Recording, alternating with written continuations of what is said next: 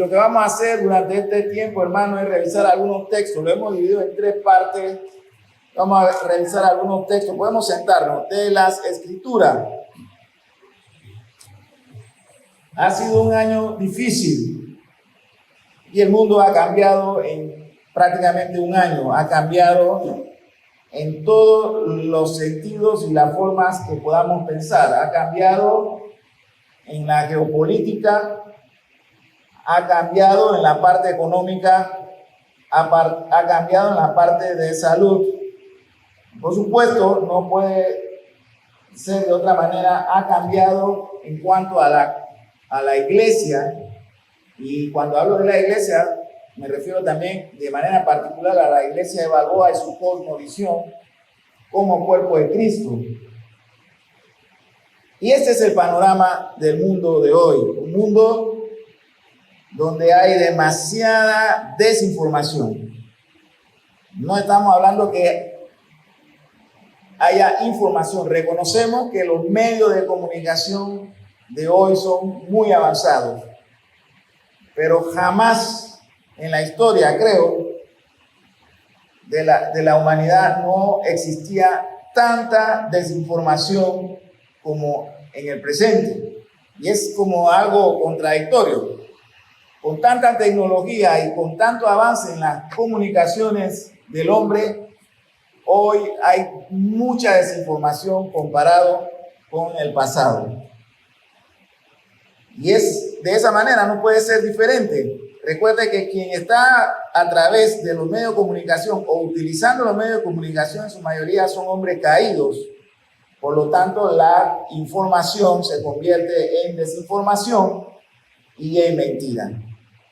¿Cuánto de todo lo que nosotros hemos escuchado durante un año, no solamente en cuanto al tema de la pandemia del COVID-19, sino en cuanto a todo lo demás, la política, la economía y todo lo demás, será cierto? Bueno, tendremos que esperar quizá un tiempo para que las cosas solas se vayan aclarando, o el Señor permita que las cosas se vayan aclarando y la verdad salga.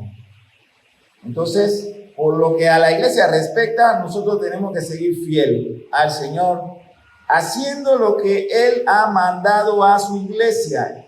¿Y qué es lo que el Señor le ha mandado a su iglesia? Que nosotros tenemos que ser testigos de Cristo en tiempo y fuera de tiempo, predicando el Evangelio, los días cualquier día de la semana, pero sobre todo el día domingo, cuando el Señor llama a su iglesia a que se reúna para entregarle la adoración que Él demanda como Dios y que nosotros como su pueblo estamos obligados a entregarle. Estamos esperando que las autoridades nuevamente hagan la apertura del servicio de los domingos, que nos podamos reunir. Si esto no sucede, hermano, le digo seriamente, como iglesia tendremos que conversar y recordar lo que dice las Escrituras, que es mejor hacerle caso a Dios que a los hombres y entender que habrá posibles consecuencias. Pero ese no es el tema en esta noche, solamente es una especie de preámbulo. Estamos hablando del panorama actual del mundo, lo que se está viviendo hoy en el mundo, los cambios de gobiernos, pero también todo lo que implican estos cambios. En el libro de los Salmos, en el capítulo 2, el verso del 1 al 4 que leímos hace un momento, dice de esta manera. Por favor, acompáñenme con su escritura. Yo voy a estar también pidiendo que ustedes vayan leyendo algunos textos. El salmista empieza de esta manera: ¿por qué se amotinan las gentes? ¿Por qué? Pregunta él. ¿Por qué hay ese amotinamiento de la multitud? ¿Qué lo está causando? ¿Qué causa que haya tanto movimiento de personas en el mundo? No solamente en Occidente, eso está sucediendo en toda parte del mundo con el tema de la migración ilegal y otras causas. Pero el salmista pregunta: ¿por qué se amotinan las gentes Y miren la pregunta que hace, y los pueblos piensan cosas vanas. Él hace dos preguntas, empezando este Salmo 2. ¿Por qué hay este amotinamiento de personas? ¿Y por qué en ese amotinamiento de personas, este es uno de los salmos mesiánicos, esa multitud de personas están pensando en cosas vanas? ¿Qué son cosas vanas? Cosas pasajeras, cosas sin valor, cosas de este mundo caído. Y en el verso 2 dice, se levantarán los reyes de la tierra y príncipes consultarán unidos contra Jehová y contra su ungido, diciendo, rompamos sus ligaduras y echemos de nosotros sus cuerdas. Nosotros podemos trasladarnos inmediatamente al jueves, cuando el Señor es llevado ante el concilio judío y está en condición de prisionero del Sanedrín y es acusado de blasfemia y otras serias acusaciones. Y hay una conspiración que se venía tramando desde hacía tiempo. Los evangelios nos lo van relatando. Los 4 evangelios van relatándonos cómo esa conspiración se fue construyendo y tejiendo en la medida en que el ministerio de nuestro Señor Jesucristo avanzaba. Por eso el salmista escribe, han conspirado unidos contra Jehová y contra su ungido, en este caso nuestro Señor Jesucristo, diciendo, rompamos sus ligaduras y echemos de nosotros sus cuerdas. Este es el pensamiento del hombre caído. Pero el salmista ahora nos va a mostrar otro escenario. Ahora nos va a mostrar el escenario del Dios que gobierna y que dirige todos los asuntos en la tierra y en su creación. El verso 4 dice, el que mora en los cielos se reirá. El Señor se burlará de ellos. Así que nosotros podemos estar escuchando tantas conspiraciones que se hacen públicas acerca de los planes de los hombres en cuanto a Dios, a su Hijo Jesucristo, en cuanto a la iglesia y en cuanto a la prohibición de predicar el evangelio. Los gobiernos, los hombres poderosos se reúnen, conspiran y traman cómo hacer para silenciar a la iglesia. ¿Cómo hacer para que lo que ahora nosotros usamos como un cubreboca realmente más adelante se convierta en algo que prohíba o que censure del todo la predicación del evangelio? Por eso que hay que entender la cosa a la luz de lo que la escritura nos enseña. Y para nada estamos hablando de teoría de la conspiración, hermano. Estamos hablando de hechos, de lo que las evidencias y los hechos nos muestran. Y esta conspiración de la que el Salmo 2 habla se refiere a esa trama que tejieron los enemigos de nuestro Señor Jesucristo durante su ministerio terrenal. Pero lo importante es lo que el verso 4 nos dice. El que mora en los cielos, ¿quién es? Dios. ¿Qué hace Dios cuando ve esta conspiración de los hombres que se creen poderosos? ¿Qué hace Dios? Utilizando una figura, pudiéramos decir que Dios está comiéndose las uñas, o Dios está preocupado o temblando al ver esta conspiración de los hombres, y Dios se come la uña de miedo. Pero no ese es el caso, eso no sucede. Dice el salmista, el Señor se está riendo en los cielos de ellos. Y dice, el Señor se burla de ellos. A veces nosotros, el pueblo de Dios, vivimos con sobresalto y con preocupaciones que no son nuestras, que corresponden a Dios. Y aquellas que nos corresponden a nosotros, las descuidamos. Orar, interceder, presentar el evangelio, ser testigo de Cristo, congregarnos. Esas cosas que nos corresponden a nosotros, las descuidamos y llevamos preocupaciones que no son nuestras, sino que corresponden al trono de gloria, a Dios. Cuando escuchamos todas estas noticias o información o desinformación acerca de lo que los hombres están hablando o conspirando para hacer acerca de la ley de aborto, la ley de matrimonio de personas del mismo sexo, limitar al pueblo de Dios, limitar la predicación, poner censuras a la predicación o poner censura a la iglesia que está utilizando algunos medios de comunicación para presentar el evangelio, y nos llenamos de ansiedad y de preocupación.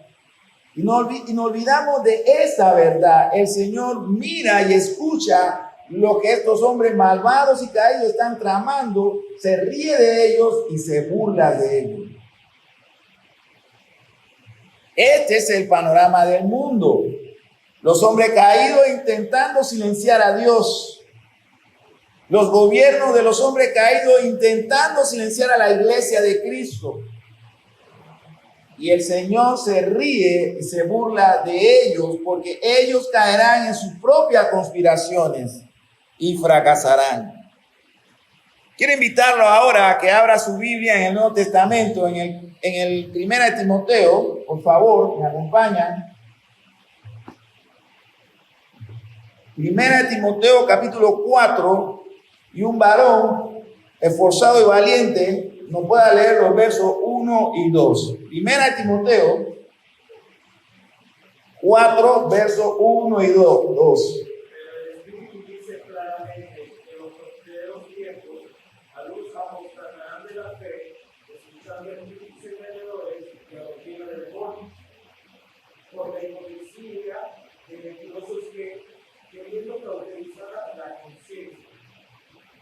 Amén, hermano. Dice Pablo escribiendo en la primera carta a Timoteo, el Espíritu dice claramente. El Espíritu dice claramente, hermanos. Mire, no lo está, la forma en que Pablo hace la introducción del pensamiento que viene a continuación. El Espíritu dice claramente, de tal manera que no debe haber confusión, que en los postreros tiempos. ¿Qué significa los postreros tiempos? En los tiempos finales, algunos apostatarán de la fe, escuchando a espíritus engañadores y a doctrinas de demonios. Una de las características de este tiempo es la gran cantidad de falsos maestros que están presentándose a través de esos mismos medios de comunicación de los cuales estamos hablando, y que contribuyen a ese mundo de desinformación, donde Satanás es un experto navegando y donde nosotros los cristianos debemos tener cuidado de no entrar en esas aguas. Pero el Espíritu dice claramente, no hay confusión en lo que el Espíritu habla. Cuando el Espíritu de Dios habla y guía, no hay confusión. La palabra de Dios es clara, es eficaz y es inerrante. El Espíritu dice claramente que en estos postreros tiempos algunos apostatarán de la fe, escuchando a espíritus engañadores y a doctrinas de demonios. Pero más adelante dice, por la hipocresía de mentirosos que tienen su conciencia cauterizada. Y ese otra muestra de la cosa a la que la iglesia tiene que enfrentarse. No solamente tiene que enfrentarse a gobiernos de hombres caídos, sino que también tiene que enfrentarse a predicadores falsos. Gobiernos de hombres perversos que conspiran contra Dios, pero también tenemos que cuidarnos de los falsos maestros que quieren entrar al redil y traer sus enseñanzas falsas para debilitar al cuerpo de Cristo. Así que la tarea es monumental, tenemos que estar alerta por todos lados, no es tiempo de descuidarnos. Otro varón fuerte y esforzado, por favor, 2 de Timoteo capítulo 3.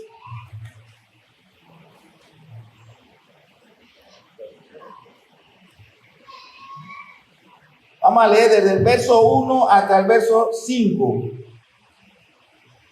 También deben saber esto, que en los postreros días vendrán tiempos peligrosos, porque habrá hombres amadores de sí mismos, ávaros, vanagloriosos, soberbios, blasfemos, desobedientes a los padres, ingratos, impíos, sin afecto natural, implacables, calumniadores, intemperantes, crueles, aborrecedores de lo bueno, traidores, impetuosos, infautos, amadores de los deleites más que de Dios, que tendrán apariencia de piedad, pero negarán la eficacia de ella. A estos evita. Tenemos que evitar a estos hombres, y esta es la radiografía, la descripción de los hombres de este tiempo.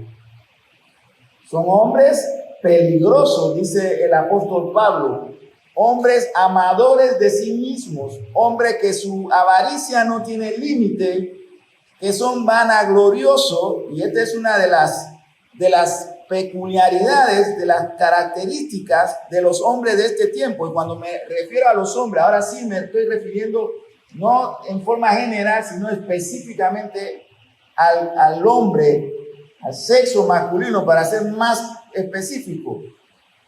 Tenemos una generación de hombres frívolos que se preocupan más de su apariencia física y externa, de vivir en la verdad. Se tienen más preocupación por su apariencia, de si están o no en el camino de la verdad. Y no solamente lo vemos en el mundo, sino lo vemos muchas veces en el contexto religioso, en el contexto cristiano. Nos preocupa más nuestra imagen, cómo nos vemos, cómo las personas nos perciben. Y esas son muestras mayormente de una debilidad en la concepción de lo que realmente es un hombre, conforme a lo que la Biblia nos enseña. Dice que son ingratos e impíos, sin afecto natural, son desobedientes a los padres. No tienen afecto natural, son implacables, con esa delicadeza o esa belleza externa que quieren proyectar a sí mismos. Son implacables y son calumniadores. Dice Pablo, son intemperantes, son como la tormenta en el océano que puede girar de una simple llovizna y convertirse en un huracán. Eso es lo que quiere decir Pablo cuando habla de que son hombres intemperantes. Son hombres desleales. No son hombres que se le puede confiar. Uno no se puede descuidar de ese tipo de hombre. En el pueblo de Dios no deben existir esos hombres. Porque el siervo del Señor es humilde y es valiente. Y lo vamos a ver más adelante. Dice Pablo, son traidores, son impetuosos, son infatuados, amadores de los deleites más que de Dios. Muchas veces cuando hablamos de que aman los deleites, se aman ellos mismos más que cualquier otra cosa o a cualquier otra persona. Son las características que la Biblia habla de los hombres de los postreros tiempos.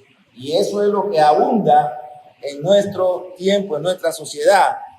Segunda de Pedro, capítulo 3, por favor, otro varón valiente y esforzado. Segunda de Pedro, capítulo 3. Ahí sí vamos a leer del verso 1 al 10.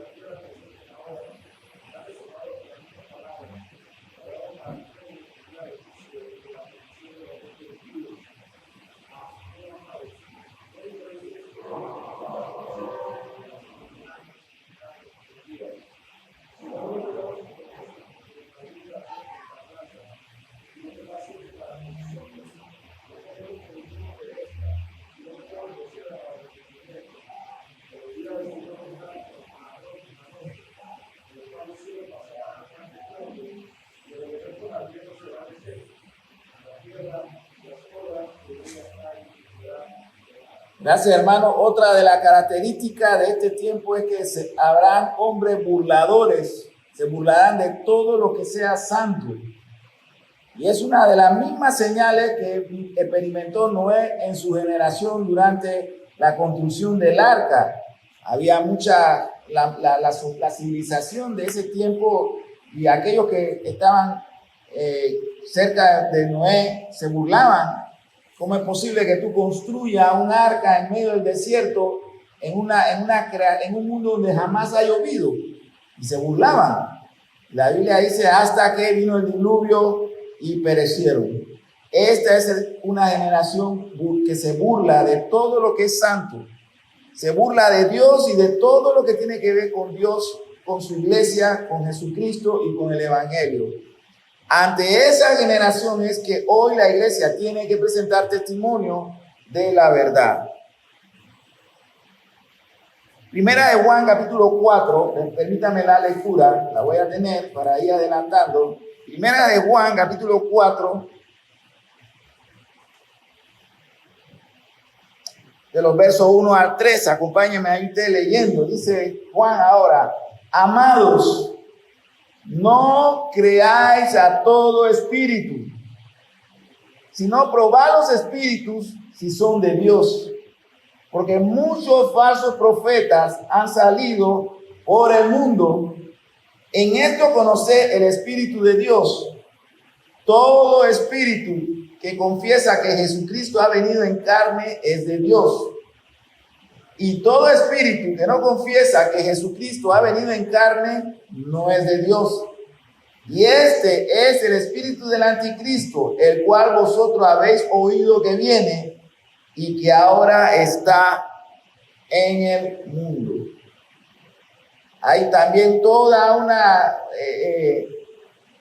confabulación, todo un esfuerzo de los poderes de este mundo para reescribir la historia y reescribir inclusive el cristianismo.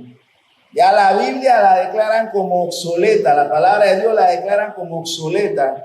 Y estos mismos poderes de hombres caídos ahora dicen: nosotros vamos a escribir la Biblia, reescribirla, eliminando todos aquellos conceptos o enseñanzas que lo que han hecho es dividirnos. Vamos a eliminar la palabra pecado, vamos a eliminar la palabra infierno, y hay todo un movimiento a niveles de poder de no solamente del Vaticano, sino de los gobiernos, en reescribir la palabra de Dios. Hermano, esto lo estamos viviendo.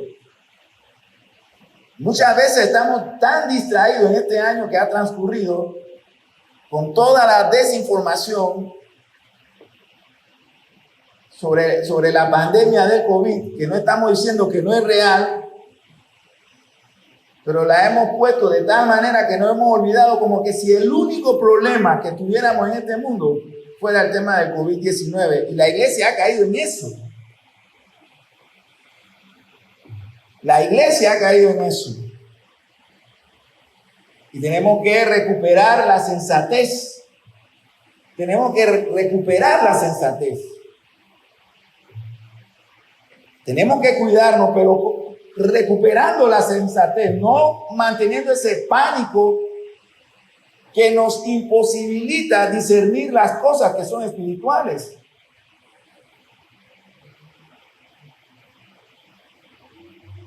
¿Cómo debemos entonces comportarnos? ¿Qué la Biblia espera de nosotros, la iglesia? ¿Cuál debe ser el comportamiento del pueblo de Dios? Acompáñenme en Tercera de Juan un momentito, por favor, el mismo cerca. La iglesia históricamente ha caminado en carretera de piedra, no en asfalto. Estamos acostumbrados a lo duro del camino. Históricamente la iglesia ha caminado en carretera de piedra, no en calle pavimentada. Las calles pavimentadas nos esperan en la eternidad. No hemos vuelto, hermano, perdóneme, no estamos con la intención, estamos tratando solamente de ver el panorama. No nos podemos volver tan sensibles como pueblo de Dios que cualquier cosa nos ofenda.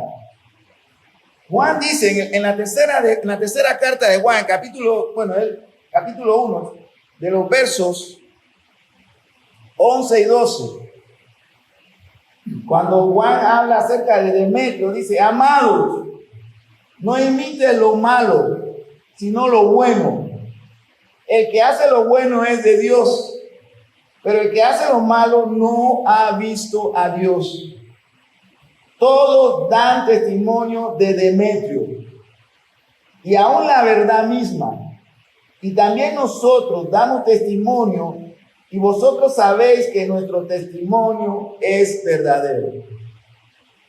Solamente en nuestra iglesia local, que somos pocos, nosotros hemos tenido aproximadamente más de 15 hermanos que han sido afectados por el COVID-19. Entre hermanos y hermanas, más de 15. No tengo que sacar la cuenta. Ahora mismo el hermano Terry se está recuperando del COVID-19, gracias al Señor.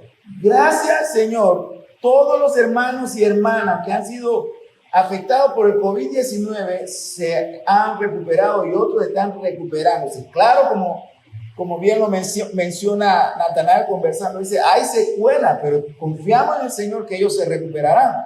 Creo que aquí tenemos por lo menos 3 hermanos que han sido afectados por COVID. Natanael, el hermano Yahat y el hermano Agdiel. Gracias al Señor están aquí. Gloria a Dios. Y tenemos que tener confianza en el Señor.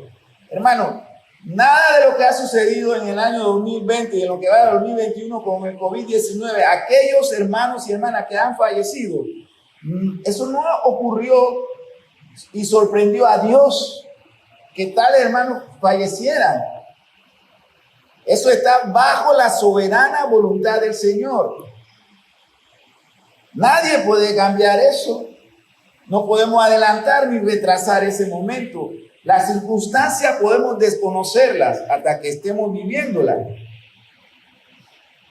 Hay otros hermanos que sí han partido con el Señor y ya no son miembros de la iglesia de Balboa, ya no son miembros de la iglesia local de Balboa. Ahora ellos son miembros de la iglesia victoriosa de Jesucristo. Nuestro hermano Roosevelt y su esposa, la mamá de nuestro hermano Yusit, en el mes de marzo, que no podemos olvidarla a ella. Si no llegó a estar en lista de la iglesia de Balboa porque el tiempo el Señor no se lo permitió, ella sí dio testimonio de que Jesucristo era su Señor. Y recientemente nuestra hermana Julieta, que también el Señor la llamó, están ahora en la iglesia victoriosa y triunfante.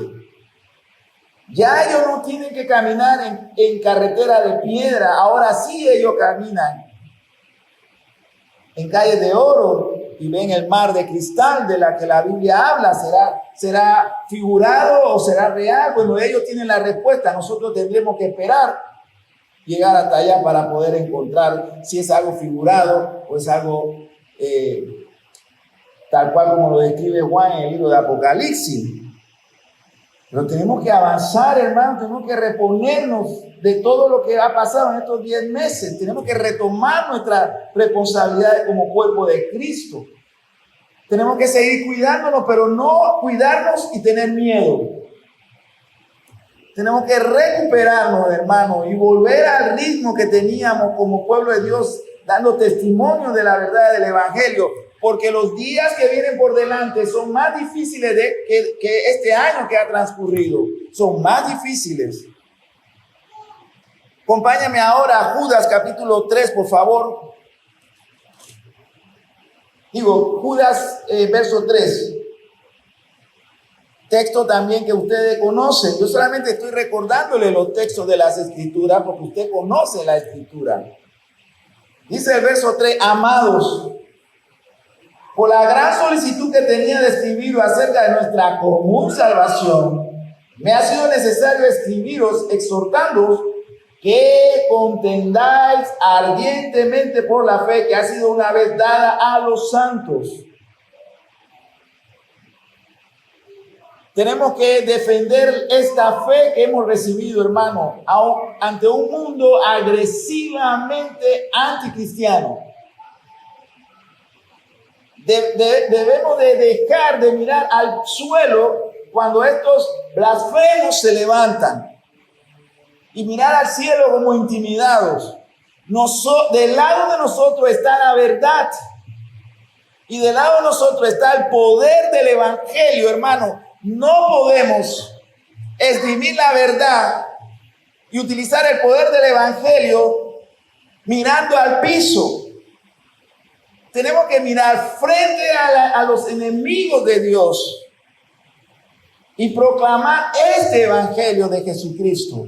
Porque el evangelio de Jesucristo es la verdad. La iglesia, esta iglesia local y toda la iglesia del Señor en toda parte del mundo, dice Pablo escribiendo a los romanos, tiene el poder del evangelio.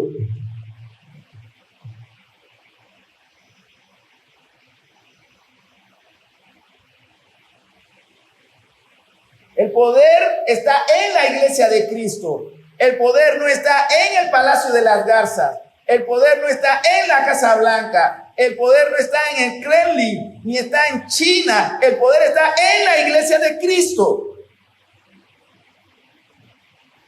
El poder no está en el Palacio Amarillo en Argentina.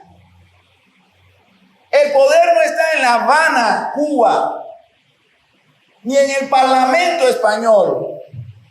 El poder no está en el Vaticano. El poder está en cada iglesia del Señor que tiene el poder del evangelio como las armas para pelear esta batalla. Sea una iglesia de concreto o sea un rancho en la montaña. Siempre que sea el pueblo de Dios, es ahí donde está el poder del que Pablo habla en Romanos. El poder del evangelio. Volvamos un momentito nuevamente a Pablo escribiéndole a Timoteo. En la primera carta, el capítulo 6, verso 12. Primera de Timoteo, capítulo 6, verso 12. Dice Pablo a Timoteo, pelea la buena batalla de la fe. Echa mano de la vida eterna, a la cual asimismo fuiste llamado, habiendo hecho la buena profesión delante de muchos testigos. Pelea la buena batalla de la fe.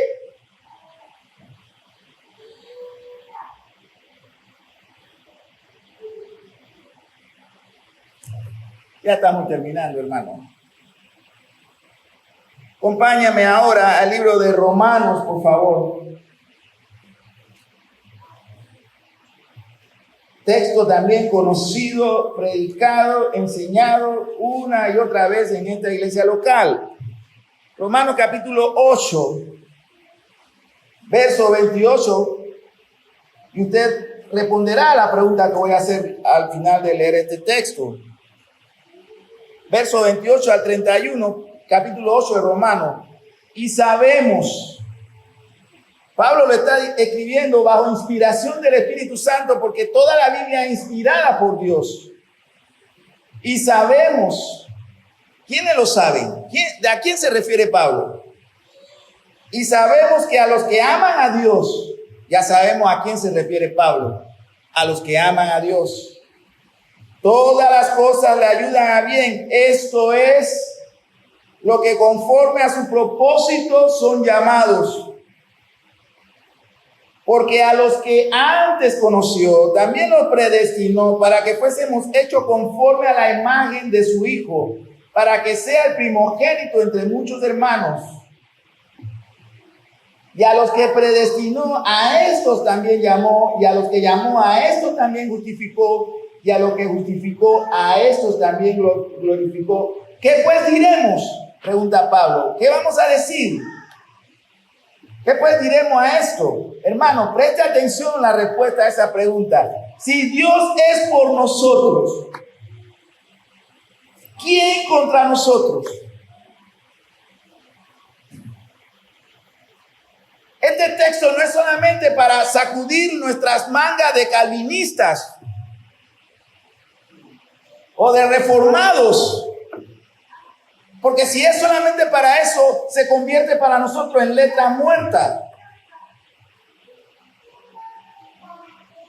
Esto es para poner en acción en la circunstancia que estemos viviendo. ¿Qué pues diremos a esto? Si usted ha sido elegido y predestinado por Dios, sí, entonces, ¿qué pues diremos a eso, hermano? Pablo responde, si Dios es por nosotros, entonces, ¿quién puede contra nosotros? ¿Y cuál es la respuesta? Nadie. Nadie.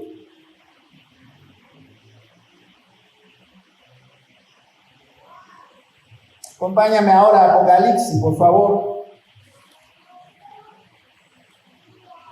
Capítulo 21.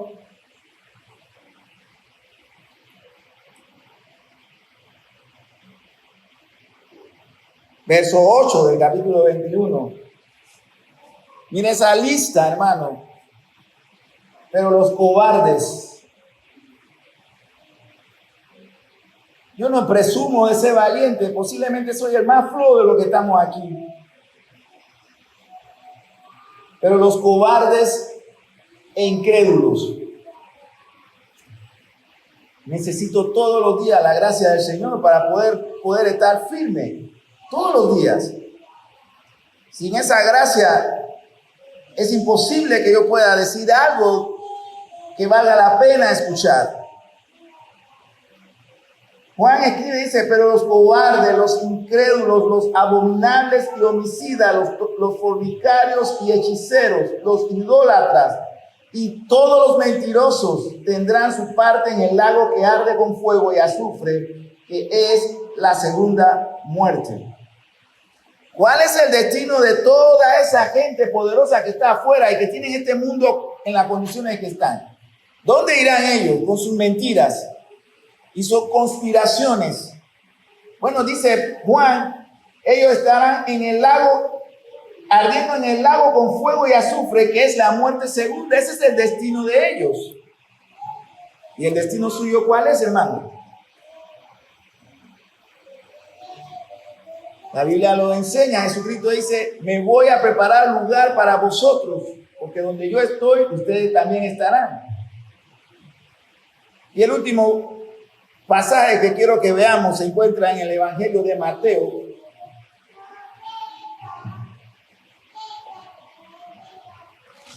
Capítulo 11, verso 12.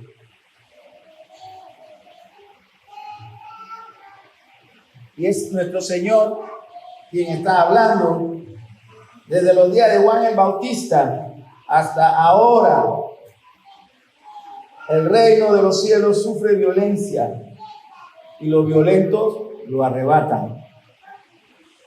No hay ningún texto en las Escrituras, Antiguo o Nuevo Testamento, que le prometa al cristiano que caminará en un camino, andará por un camino de rosas sin espinas.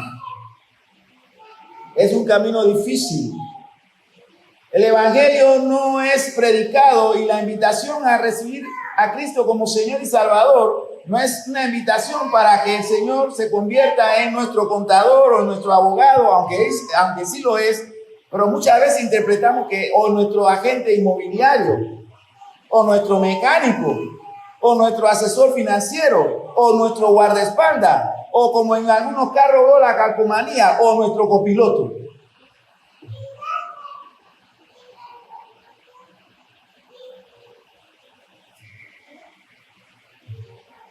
Desde los días de Juan el Bautista hasta ahora, dice el Señor, el reino de los cielos sufre violencia. Es difícil este camino. Yo no sé cómo usted finalmente llegó a conocer a Cristo y el Evangelio. Creo en su salvación. Si usted me dice salvo, amén. ¿Cómo llegó? No lo sé. Lo que sí le puedo decir que este es un llamado a una vida difícil, llena de gozo. Claro que sí, pero difícil. Usted sabe, somos embajadores de Cristo aquí en la tierra. Representamos el cielo aquí en la tierra ante este mundo caído.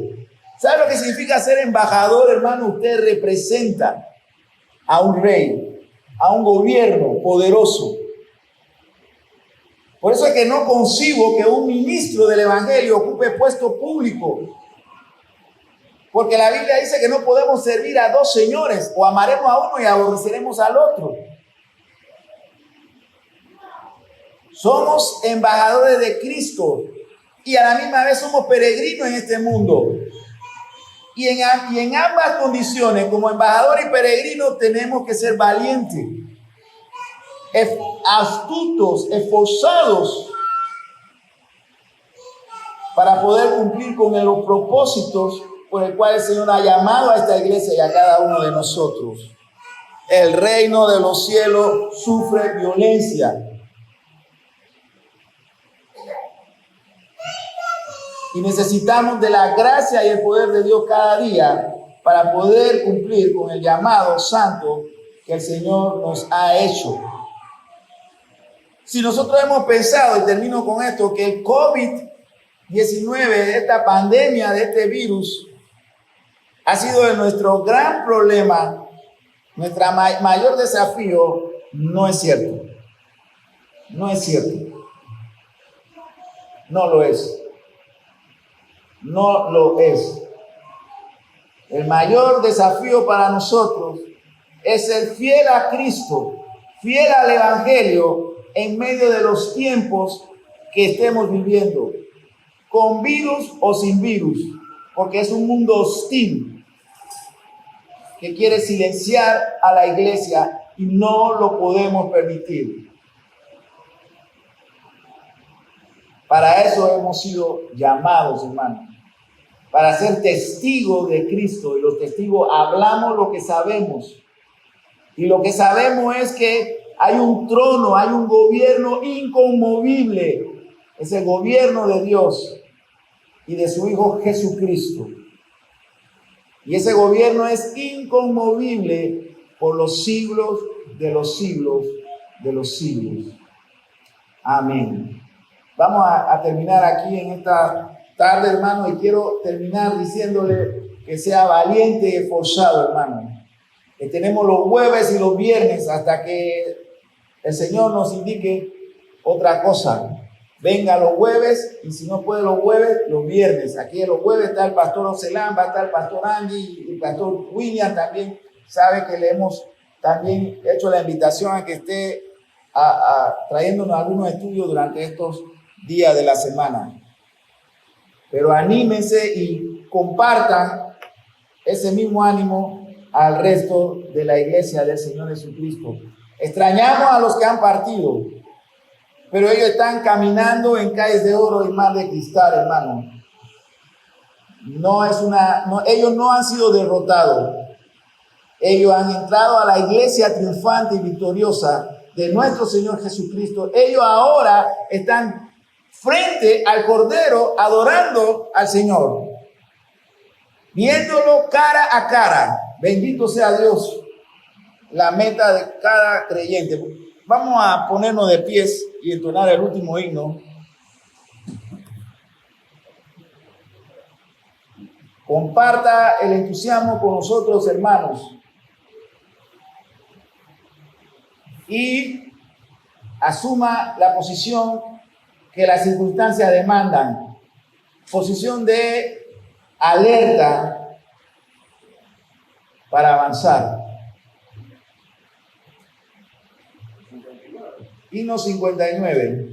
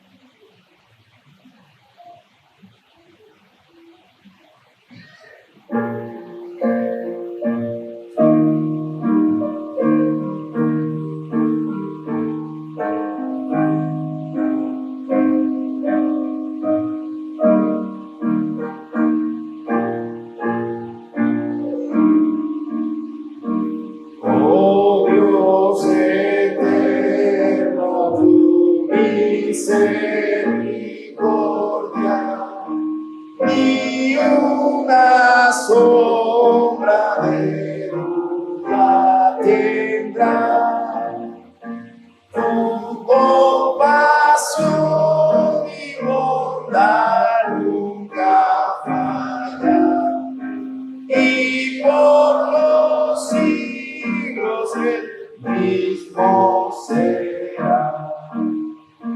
Oh, tu fidelidad, oh, tu fidelidad, cada momento la veo en mí. Nada me falta, pues todo provees. Grande, Señor, es tu fidelidad. La noche oscura, el sol y la luna, las estaciones del año también unen su canto cual fieles criaturas, porque es bueno, por siempre es fiel. Oh, tu fidelidad, oh, tu fidelidad, cada momento la veo en mí. Nada me falta, pues todo provees. Grande, Señor, es tu fidelidad.